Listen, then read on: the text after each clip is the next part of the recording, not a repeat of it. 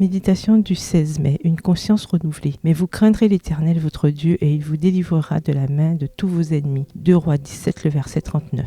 Quand nous prenons conscience de qui est Dieu, contemplons sa grandeur dans sa parole et son amour à l'œuvre dans nos vies, nous sommes remplis d'un sentiment de révérence et d'une sainte crainte. Quand nous comprendrons qui est notre Dieu majestueux, nous l'adorerons et le craindrons. Satan craint ce réveil de la conscience humaine vis-à-vis de Dieu. La véritable révérence envers Dieu est inspirée par le sentiment de son infinie grandeur et la conscience de sa présence. Notre cœur devrait en être profondément pénétré. L'heure et le lieu de la prière sont sacrés car Dieu est là. Et tandis que la révérence se manifeste dans notre attitude et notre maintien, le sentiment qui inspire cette révérence s'intensifie. Son nom est saint et redoutable. Psaume 111, verset 9, déclare le psalmiste. C'était le réveil de la conscience de Jacob quand il s'est exclamé « Certainement, l'Éternel est présent dans cet endroit et moi, je ne le savais pas. Ce n'est rien moins que la maison de Dieu. C'est la porte des cieux. » Genèse 28, les versets 16 à 17. Quand vous faites l'expérience de la présence de Dieu dans votre vie, tout désir de vous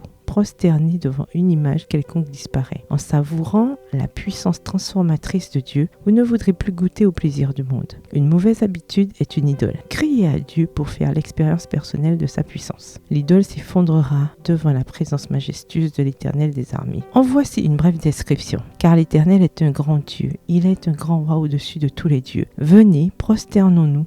Courbons-nous, fléchissons le genou devant l'Éternel qui nous a fait. Reconnaissez que l'Éternel est Dieu, c'est lui qui nous a fait et nous sommes à lui. Son peuple est le troupeau de son pâturage. Entrez dans ses portes avec reconnaissance, dans ses parvis avec la louange. Célébrez-le, bénissez son nom. Psaume 95, les versets 3 et 6 et Psaume 100, les versets 3 à 4. Craindre Dieu nous délivre de la main de l'ennemi et nous donne la santé physique et émotionnelle. Ne sois pas sage à tes propres yeux, crains l'Éternel, écarte-toi du mal. Ce sera la santé pour ton corps et un rafraîchissement pour tes os. Proverbe 3, les versets 7 à 8. Gardez une attitude joyeuse et un esprit reconnaissant. Dressez la liste des bénédictions que vous avez reçues grâce à votre crainte de Dieu et partagez ces bénédictions avec ceux qui vous entourent et qui n'ont pas encore fait l'expérience de la présence réelle de Dieu dans leur vie. Bonne journée, que l'Éternel vous bénisse.